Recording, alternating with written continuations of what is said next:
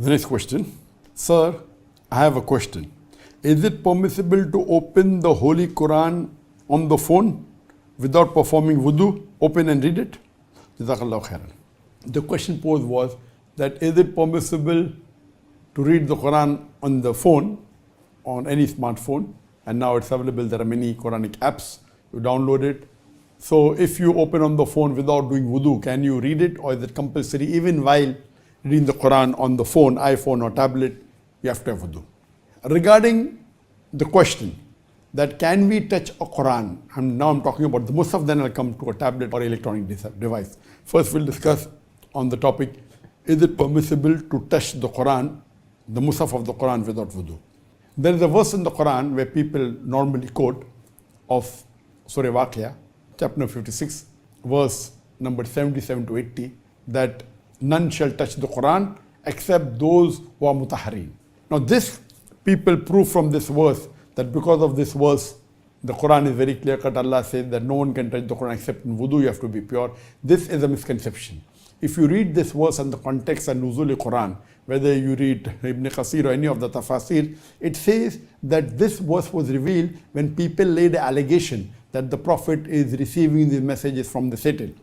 The verse was revealed, none can touch it except those who are mutahhareen. Now this, what they're talking about touching, is not the Musaf of the Quran, it's talking about the tablet preserved.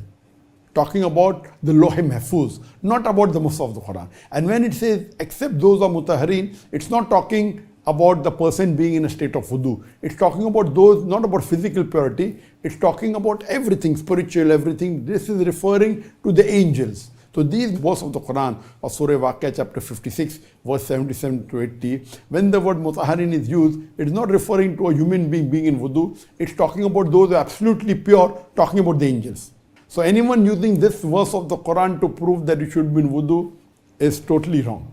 This is talking about the Lawh Mahfuz, and it is referring to the angels to reply to the allegation that the Prophet is receiving from the Satan. So Satans cannot come anywhere close to the tablet well preserved where the original Lawh Mahfuz is there. Now coming to the question that is it compulsory to be in wudu when you touch the Quran? There is no Quranic verse that tells you should be in wudu, but there is a hadith of the Prophet ﷺ that when he sent a letter to the people of Yemen, he said that none should touch the Quran except those who are pure. Now there is difference of opinion among the scholars whether is it fard for a person to be in wudu to touch the Quran. The majority of the scholars say yes, you should, because the word purity has 3 levels. That you should not be in najasat, and the Quran says that every mushrik is najas. Now here it's talking about impurity of soul, not impurity of body. So when they are saying that the mushrik is najas, means impurity of soul. That's one level of impurity. The second is if a person who is in janaba, he is in major impurity or ceremonial impurity. Even though he is called, he may not be in wudu, and if he is not in najasa, he is not in ceremonial impurity, if he is not ejaculated, if he didn't have a sexual intercourse, if the lady is not going under menstruation, then she is yet considered pure even if she is not in wudu, but that's called as the minor state of purity. And the third level is if you are not in wudu, if you are in wudu, then you are totally pure. That means you are not even in minor impurity. So 3 types of impurity. One impurity of kafir or a mushrik. The second is impurity of najasa because of menstruation or ejaculation. And third impurity is if you are not in wudu. So if you are not in wudu, then you are in minor impurity. If you are not in wudu, then you are in minor impurity. If you have done ejaculation or menstrual cycle or intercourse, then that's called a major impurity. So scholars differ. But the majority of the scholars say that you should be in wudu to. So the scholars differ. What did the Prophet mean when he said what type of purity he meant that you should be touching the Quran? So if it meant that purity only of the soul, that is referring to non-Muslims, or if it meant only purity from the major impurity, that is ejaculation or menstruation, that means, okay, fine, you can touch the Quran if you're not in wudu. If it meant that you should not be in minor impurity also, then you should be in wudu. So the majority of the scholars say that you should be in wudu, but there are scholars who say there's no evidence, so being in wudu is not fard. But all agree it is mustab to be in wudu.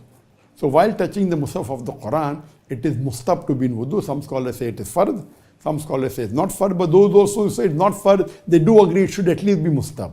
And scholars agree unanimously that if you are in major impurity, if you are in najasa, or if you are have an ejaculation or intercourse, then you should not touch the Quran physically.